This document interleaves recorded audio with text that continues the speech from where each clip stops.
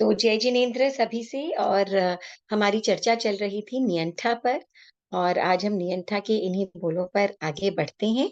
तो हमारा अगला बोल जो है उसके लिए हम स्क्रीन शेयर कर लेते हैं।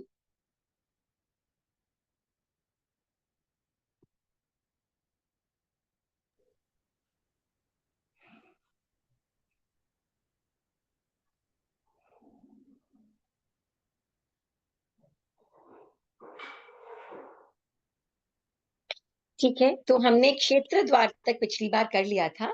आज हम करेंगे काल द्वार। ठीक है, तो काल में हमें पता ही हम किसकी बात कर रहे हैं। हम उत्सर्पिणी अवसर्पिणी काल की बात कर रहे हैं। और उत्सर्पिणी अवसर्पिणी काल में जो एक एक अवसर्पिणी काल और एक एक उत्सर्पिणी काल जो होता है वो दो 10 करोड़ा करोड़ सागर का होता है। तो टोटल 20 करोड़ा करोड़ सागर का एक काल चक्र बनता है। ठीक है, जब हम अवसर्पिणी बात की जिस जो अभी चल रहा है उस अवसर्पिणी बात की काल की बात करें, तो जो पहला आ रहा है वो 4 करोड़ा करोड़ सागर का, दूसरा 3 करोड़ा करोड़ सागर का, तीसरा 2 करोड़ा करोड़ सागर का। एक बार म्यूट कर लीजिए, नहीं तो मैं कर देती हूँ।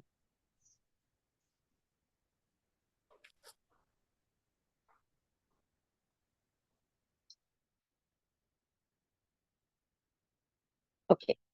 और तीसरा आ रहा 2 करोड़ा करोड़ सागर का, चौथा आ रहा 1 करोड़ा करोड़ सागर से 42,000 वर्ष कम। और वो 42,000 वर्ष कहाँ जाते हैं? वो पांचवें और छठे हारे में 21-21 हजार वर्ष के आरे वो दोनों होते हैं। तो अभी पांचवा आरा अवसर्पिणी काल का 21,000 वर्षों वाला चल रहा है।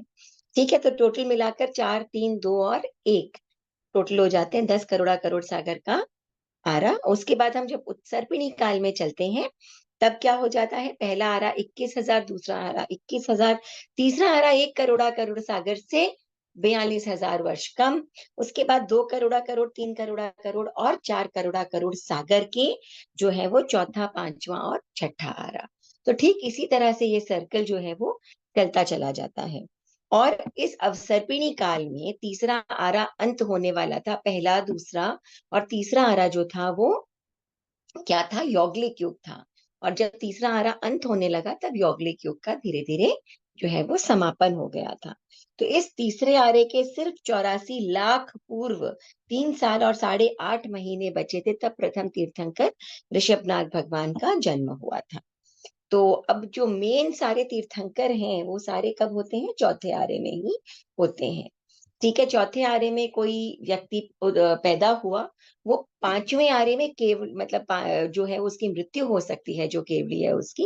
लेकिन पांचवें आरे में नया केवली कोई भी नहीं होता है, नहीं भी पैदा होता है।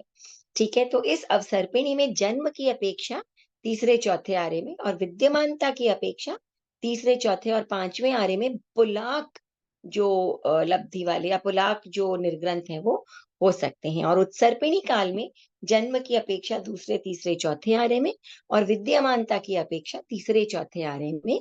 और महाविद्य क्षेत्र में तो खैर विद्यमानता और जन्म रहता ही है। ठीक है, अब बकुश की अगर हम बात करें तो बकुश में भी अवसर्पिणी में वही तीसरे, चौथे, पांचवें आरे में, और उत्सर्पिणी में जो है वो दूसरे, तीसरे, चौथे आरे में, और विद्यमानता की अपेक्षा तीसरे, चौथे आरे में। ठीक है, क्योंकि ठीक सेम वैसे ही चलता है ना। आप देखेंगे अवसर्पिणी में जो ये अभी अवसर्पिणी चल रहा है इसमें मेनली चौथे आरे में सारे तीर्थंकर होते हैं। तो जब तीर्थंकर होते हैं, तीर्थ की स्थापना होती है, उसके बाद ही जो है वो साधु बनते हैं। तो पुलाक, बकुश, प्रतिसेवना। अच्छा, प्रतिसेवना में हम आगे आ जाते हैं तो देखें, बिल्कुल सेम टू सेम बकुश की तरह, और कषाय कुशील भी बिल्कुल सेम टू सेम बकुश की तरह चलता है। ठीक है ना। तो नेक्स्ट हम आ जाते हैं निर्ग्रंथ में। निर्ग्रंथ में पुलाक के समान, पुलाक में और इनमें क्या फर्क था? केवल आप देखिए कि अवसर्पिणी में जन्म की अपेक्षा तीसरे, चौथे आरे में, और विद्यमानता की अपेक्षा तीसरे, चौथे, पांचवें आने में। और यही यही सेम चीज जो है कषाय कुशील में भी है। और पुलाक, बकुश, प्रतिसेवना इन सब में बिल्कुल सेम है। ठीक है, सॉरी, पुलाक, बकुश, प्रतिसेवना कषाय कुशील में पुलाक और निर्ग्रंथ में सेम है। बकुश, प्रतिसेवना, कषाय कुशील तीनों में सेम है। और फर्क क्या है, केवल आप देखिए, अवसर्पिणी में जन्म की अपेक्षा तीसरे चौथे आरे में, और विद्यमानता की अपेक्षा तीसरे चौथे पांचवें आरे में। बकुश, प्रतिसेवना और कषाय कुशील में जो अवसर्पिणी में जन्म की अपेक्षा एवं विद्यमानता की अपेक्षा तीसरे चौथे और पांचवें आरे में, ठीक है ना। और बाकी जो है वो सारा सेम है। नेक्स्ट हम आ जाते हैं निर्ग्रंथ में। निर्ग्रंथ में बिल्कुल सेम पुलाक के समान, और स्नातक में भी बिल्कुल सेम पुलाक के समान, ठीक है। तो सिर्फ फर्क इसी का ही हो गया कि जन्म की अपेक्षा तीसरे चौथे आरे में पुलाक होते हैं, और बकुश, प्रतिसेवना, कषाय कुशील जो है वो जन्म की अपेक्षा और विद्यमानता की अपेक्षा तीसरे चौथे पांचवें आरे में होते हैं। यानी कि पांचवें आरे में जो है वो जन्म जो है वो पुलाक का, और जो मैंने अभी अभी हमने बात की थी पुलाक का, निर्ग्रंथ का और स्नातक का नहीं होता है, ठीक है। ये जो पांचवा आरा चल रहा है, कोई उत्पन्न हो गए पहले और फिर पांचवा आरा आ गया तो अलग बात है, लेकिन नहीं तो पुलाक, निर्ग्रंथ और स्नातक, पांचवें आरे में ऐसे कोई जीव पैदा नहीं होते हैं जो कि पुलाक, निर्ग्रंथ और स्नातक बन सके, ठीक है ना। तो अभी क्या किसी के पास पुलाक लब्धि है? नहीं, अभी किसी भी साधु के पास पुलाक लब्धि नहीं है, ठीक है, या पुलाक निर्ग्रंथ अभी नहीं है। नेक्स्ट हम आ जाते हैं गति। अब गति यानी कि ये जो जीव हैं, जो पुलाक, बकुश, प्रतिसेवना, कषाय कुशील, निर्ग्रंथ और स्नातक, इनकी जब मृत्यु होती है तो यहाँ से मर करके या च्यवन करके और जो है वो कहाँ जा करके और उत्पन्न होते हैं। तो हम देखते हैं कि जो गति है ये करके और प्रथम देवलोक तक में जाते हैं मिनिमम, और उत्कृष्ट आठवें देवलोक तक जा सकते हैं। अब इसमें एक बात है कि पुलाक लब्धि जब होती है तब जीव जो है वो काल नहीं करता, उसकी मृत्यु नहीं होती है। तो अगर मृत्यु नहीं होती है तो फिर ये प्रथम देवलोक और आठवें देवलोक की बात हमने क्यों की कि मर करके जा सकते हैं, जब मर ही नहीं सकते पुलाक लब्धि में, काल करते ही नहीं, तो ऐसा हमने क्यों कहा?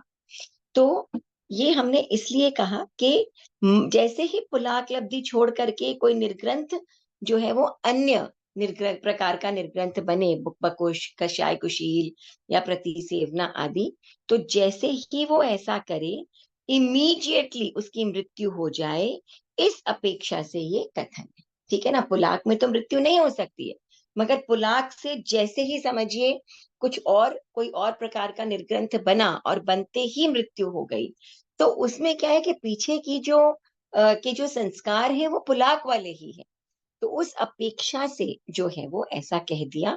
वैसे पुलाक निर्ग्रंथों की कभी भी मृत्यु नहीं होती है, ठीक है ना। अच्छा, अब क्या है कि ये जो पुलाक निर्ग्रंथ वाले, हम गति, पदवी और स्थिति एक साथ करेंगे। तो अब क्या है, ये जो है इंद्र, सामानिक, लोकपाल या त्रायस्त्रिंश, इस प्रकार के देवता जो हैं ये बन सकते हैं।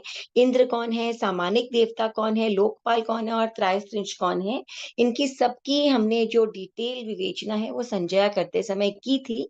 इंद्र जो है वो तो इंद्र होते ही हैं जो रूल करते हैं, और सामानिक जो है वो इंद्र के समान ही होते हैं, परंतु इंद्र नहीं होते, उनके पास उतनी ही लब्धि भी होती है और उतना ही उनका आयुष्य भी होता है, परंतु वो इंद्र नहीं होते, रूलर नहीं होते हैं। तो इस प्रकार से हमने इन सब देवताओं के कौन से क्या देवता होते हैं संजया में पदवी करते समय हमने पूरा किया था, ठीक है। तो इंद्र, सामानिक, लोकपाल या त्रायस्त्रिंश देवता ये बन सकते हैं।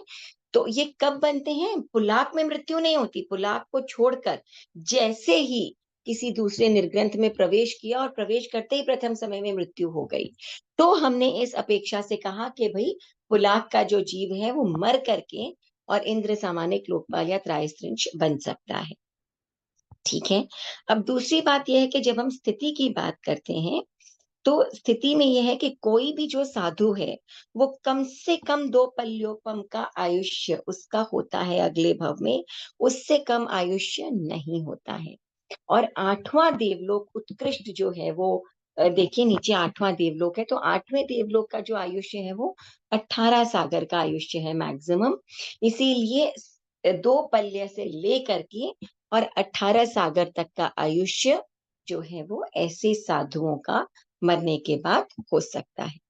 ठीक है ना, ये बात आई पुलाक की समझ में। अब हम आ जाते हैं बकुश और प्रतिसेवना।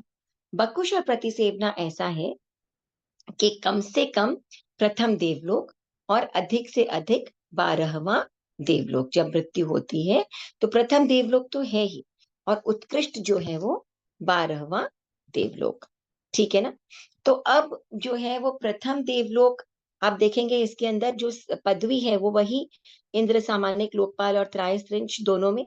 और इसके अलावा जो स्थिति है वो क्या हो सकती है, जघन्य तो दो पल्योपम की हो गई, क्योंकि साधुओं की उससे कम स्थिति नहीं होती है। और उत्कृष्ट जो है वो 22 सागर। 22 सागर क्यों? क्योंकि 12वें देवलोक की उत्कृष्ट स्थिति जो है वो 22 सागर, आयुष्य जो है वो 22 सागर का होता है। ठीक है, इसके बाद हम आगे बढ़ते हैं, तो हम आ जाते हैं कषाय कुशील में। ये बात आ गई समझ में ना, कि पुलाक जो है उसमें मृत्यु नहीं होती है, लेकिन पुलाक से कोई दूसरा निर्ग्रंथ दूसरे निर्ग्रंथ के रूप में प्रवेश किया और करते ही प्रथम समय में ही मृत्यु हो गई। इस अपेक्षा से हमने कह दिया, क्योंकि इतने समय तक तो पुलाक ही था, कह दिया कि ठीक है मृत्यु हो गई, पर पुलाक लब्धि जब तक है तब तक डेफिनेटली वो जीव काल नहीं करता। तो अगले निर्ग्रंथ अवस्था में प्रवेश करते ही उसकी मृत्यु हो जाए, तो कम से कम सभी साधुओं का कम से कम 2 पल्योपम आयुष्य तो है ही, अधिक से अधिक 8वां देवलोक हो सकता है, जिसके कारण 18 सागरोपम का आयुष्य हो सकता है। इसके अलावा वकुश, प्रतिसेवना जो है, इन दोनों में 22 सागर का आयुष्य हो सकता है, क्योंकि 12वें देवलोक तक जा सकते हैं वकुश और प्रतिसेवना। ठीक है, इसके बाद आगे आ जाते हैं हम कषाय कुशील में। अब कषाय कुशील में क्या है कि जगन्य पहला देवलोक और उत्कृष्ट जो है अनुत्तर विमान तक जाया जा सकता है, लेकिन सबसे ऊंची ऊंचे देवलोक तक जाया जा सकता है, पांचों अनुत्तर विमान तक। अब इंद्र, सामानिक, त्रायस्त्रिंशक, लोकपाल, अहमिंद्र। अहमिंद्र इसलिए कहा, अहमिंद्र का यानी है जहाँ कोई इंद्र नहीं होता, सभी अपने आप में इंद्र होते हैं, स्वयं इंद्र होते हैं। और ये कहाँ होता है? नवग्रहव्यक में और 5 अनुत्तर विमान में। तो अगर वो 12वें देवलोक तक जाते हैं तो इन सारी पदवियों को धारण करने वाले हो सकते हैं। अगर 12वें देवलोक से ऊपर जाते हैं, नवग्रहव्यक में या 5 अनुत्तर विमान में, तो वहां पर वो अहमिंद्र बन जाते हैं, यानी स्वयं इंद्र, कोई किसी से बड़ा नहीं होता, सब अपने आप में इंद्र होते हैं वहां के देवता। अब जघन्य जो आयुष्य है वो तो साधु है तो 2 पल्योपम का हो ही गया अगला भाव। और उत्कृष्ट, क्योंकि वो अनुत्तर विमान तक जा सकते हैं, इसीलिए उत्कृष्ट जो उनका आयुष्य है वो अनुत्तर विमान के अनुसार 33 सागरोपम, जो मैक्सिमम आयुष्य है उतना हो जाता है। ठीक है, इसके बाद हम आ जाते हैं निर्ग्रंथ में। अब निर्ग्रंथ जो है, अगर उनकी मृत्यु होती है, मृत्यु कहाँ हो सकती है निर्ग्रंथों की? निर्ग्रंथ की मृत्यु कहाँ हो सकती है? निर्ग्रंथ यानी 11वां 12वां गुण स्थान। 12वें गुण स्थान में मृत्यु नहीं होती है, 11वें गुण स्थान में मृत्यु हो सकती है। और अगर 11वें गुण स्थान में मृत्यु हुई तो निश्चित ही अगला आयुष्य 5 अनुत्तर विमान का ही होगा, पदवी अहमिंद्र की ही होगी, क्योंकि अनुत्तर विमान में कोई भी इंद्र नहीं होता, सब अपने आप में स्वयं इंद्र होते हैं। और जो वहां का आयुष्य है वो उनका 33 सागर का ही आयुष्य डेफिनेटली होगा। तो ये निर्ग्रंथ, निर्ग्रंथ में 11वां 12वां दोनों गुण स्थान आता है, लेकिन 12वें गुण स्थान वाला आगे बढ़ेगा और 13वें गुण स्थान में जाएगा। 11वां गुण स्थान वाला या तो वापस नीचे गिरेगा, या मृत्यु भी उसकी हो सकती है, मृत्यु होने पर भी नीचे गिर जाता है, क्योंकि मृत्यु होने पर फिर क्या होता है, 11वें गुण स्थान से सीधा जो है वो चौथा गुण स्थान आ जाता है। चौथा गुण स्थान देवताओं का जो गुण स्थान होता है वो क्या होता है? वो श्रावक का गुण स्थान भी नहीं होता है, वो केवल जो है वो सम्यक्त्री का गुण स्थान, चौथा गुण स्थान हो जाता है। ठीक है, इसके बाद हम आ जाते हैं स्नातक। स्नातक यानी 13वां 14वां गुण स्थान। और 13वें 14वें गुण स्थान में, 13वें गुण स्थान में मृत्यु नहीं होती है, 14वें गुण स्थान में जीव जो है वो अपना जीवन संपूर्ण कर और हमेशा हमेशा के लिए मुक्त हो जाता है, मोक्ष चला जाता है। पदवी क्या होती है? सिद्ध की पदवी होती है। और गति कौन सी होती है? Once and for all, finally मोक्ष की गति हो जाती है। ठीक है, तो ये हो गया हमारा जो है वो गति, पदवी और स्थिति। ठीक है, अब आप अगर कुछ पूछना चाहें इसमें से तो पूछ सकते हैं। मैं एक बार म्यूट अनम्यूट कर देती हूँ मैं। जी।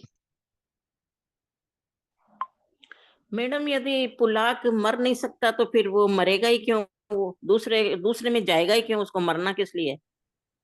नहीं नहीं, जब तक पुलाक लब्धि होती है ना तब तक वो मरता नहीं, मतलब तब तक तो नहीं मरता है अपने जब आप जा तक। सकती है क्या पुलाक लब्धि? अपने आप जा सकती है? हाँ, अपने आप देखिए, ये सारी चीजें कोई प्रयत्नवश थोड़ी कर रहे हैं, ये तो अपने आप जो भीतर अच्छा। के संस्कार जब जैसे होते हैं तब वो साधुत्व आ जाता है ना। तो ये तो अच्छा। आपकी जिस प्रकार की स्थिति होती है उसके अनुसार, कोई प्रयत्न करके कोई चॉइस नहीं है कि भाई मुझे पुलाक बनना है, मुझे बकुश बनना है। ये तो ऑटोमेटिकली जिस समय जिस प्रकार का चारित्र उसमें रहता है उस प्रकार का हम्म। नियंठा वो बन तो जाता है, ये मैम वो बन हमने जाता इसमें पुलाक में गति तो ये पढ़ी थी ना, प्रथम देवलोक। जगन्नाथ तो प्रथम देवलोक। है। हाँ, उत्कृष्ट तो हमने उसमें 69 विमान पढ़ी थी। नहीं, उत्कृष्ट आठवां देवलोक है ना। नहीं, इसमें तो 8वां देवलोक है, लेकिन जो सामायिक छेदोपस्थापनीय चरित्र वाले होते हैं उनकी तो अनुत्तर हाँ, विमान है। उसमें तो हाँ, तो हमने सामायिक बोध में पढ़ी थी। छेदोपस्थापनीय की तो सामायिक हाँ जी। छेदोपस्थापनीय की तो हो सकती है ना। वो तो चारित्र है, सामायिक चारित्र है। सामायिक हाँ, चारित्र लेकिन तो सभी सामायिक चरित्र वाले पुलाक थोड़ी होंगे। सभी सभी पुलाक थोड़ी सामायिक होंगे चारित्र सामायिक वाले चरित्र पुलाक वाले। नहीं होते हैं ना, जो पुलाक अच्छा। होगा, है ना, अच्छा। वो जो है वो वैसे पुलाक में तो हमने कहा काल करता ही नहीं है, लेकिन जस्ट पुलाक से हम्म। किसी और निर्ग्रंथ में प्रवेश किया, प्रवेश करते ही क्या अगर उसकी मृत्यु हो जाए तो वो आठवें देवलोक तक जा सकता है। लेकिन सामायिक अच्छा। चरित्र वाला तो बहुत आगे अनुत्तर विमान तक जा सकता है। हम्म। वहां हम हाँ। चरित्र की बात कर रहे हैं, यहाँ हम निर्ग्रंथ की बात कर रहे हैं, किस प्रकार का निर्ग्रंथ है। ठीक है ना। ठीक है। और कोई प्रश्न? Thank you ma'am. जी, यू वेलकम। और कोई? नहीं? चलिए मैडम तो प्लीज आप, आप हमें निस्सार धान का अर्थ बताइए अच्छे से। निस्सार धान का निस्सार पुलाक जो धान्य कण, निस्सार धान। वही हाँ। निस्सार होगा ना, धान्य कण, कोरडू धान्य धान्य निस्सार कोरडू होता धान्य है कण जो। का, कोरडू नहीं बोलते हाँ, उसको। बेसिकली ऐसा धान्य कण जो कि होता तो है, उगता तो है, लेकिन उसकी कोई भी वैल्यू नहीं होती है। तो जब चारित्र हम्म। आता है और उसमें पुलाक लब्धि का इस्तेमाल करते हैं तो उस चरित्र के हम्म। होते हुए भी वो हम्म। जितना जितना ये पुलाक लब्धि का प्रयोग करते हैं वो उस चरित्र में यूजलेस। देखिए, चरित्र जब आता है, कोई भी निर्ग्रंथ जब कोई व्यक्ति बनता है तो क्षण क्षण क्या होता है, निर्जरा होती है। क्यों? क्योंकि संयम का पालन का मतलब है कि आश्रव का अवरोध, और आश्रव का अवरोध और दूसरी तरफ निर्जरा, यही तो संयम का की वैल्यू है ना। लेकिन अगर ये पुलाक लब्धि का प्रयोग करते हैं उस समय, तो क्योंकि यहाँ पर प्रमाद आ जाता है तो वो जो धान्य कण है, चरित्र होते हुए भी, चरित्र को समझिए धान्य कण कह दिया, मगर क्योंकि इस प्रकार की लब्धि के प्रयोग के संस्कार बने तो उस समय क्या होता है कि वो निस्सार हो जाता है, क्योंकि आश्रव के अवरोधों को आपका रोकना न्यूनतम हो गया, मिनिमम हो गया, निर्जरा मिनिमम हो गई, तो वो निस्सार धान्य कण के अंतर्गत आ गए। तो ये एक समझाने का तरीका है कि भाई धान्य कण में जो निस्सार, जो जो जैसे हम कहते हैं ना कि धान के साथ में तूड़ी भी लगी हुई रहती है, तो कुछ जो है वो यूजफुल होती है और कुछ होती है वो बेकार होती है। तो बेकार वाले कण हो गए जिनसे कि कोई भी फायदा उस निर्ग्रंथ को नहीं हुआ। हमने भी यही पढ़ा था कि कोरडू बोलते हैं ना उसको, जो हाँ, गलता हाँ, नहीं है, पानी उबालने के बाद भी उसकी गलता कोई नहीं है। वैल्यू नहीं होती, कोई यूज हाँ नहीं जी। होता है उसका, है हाँ। ना, वैसा हम्म। हो जाता है। क्यों? क्योंकि लब्धि का प्रयोग रोड का बोल मतलब देते ही हैं, है, कोड़ू कोड़ू बोल देते बिल्कुल, हैं, कुछ तो भी बोल। लब्धि के प्रयोग का मतलब ही प्रमाद आ गया। और जहां हम्म। प्रमाद आ गया वहां पर क्या हो गया कि जो चारित्र है उसके अंदर आपके कमी आ गई, है ना। चरित्र तो है ही वहां पर, लेकिन आपको जितनी उसमें यूज मिलनी चाहिए वो आपको नहीं मिली, क्योंकि हम्म। प्रमाद आ गया वहां पर। इसीलिए उसे निस्सार धान्य कण से उसकी तुलना की गई। तो मैडम एक दिन तो आपने कहा था कि लब्धि नहीं फोड़ता है लब्धि नहीं फोड़ता है? पुलाक। नहीं, हाँ, पुलाक तो एक दिन लब्धि का आपने प्रयोग बोला। करते ही है ना।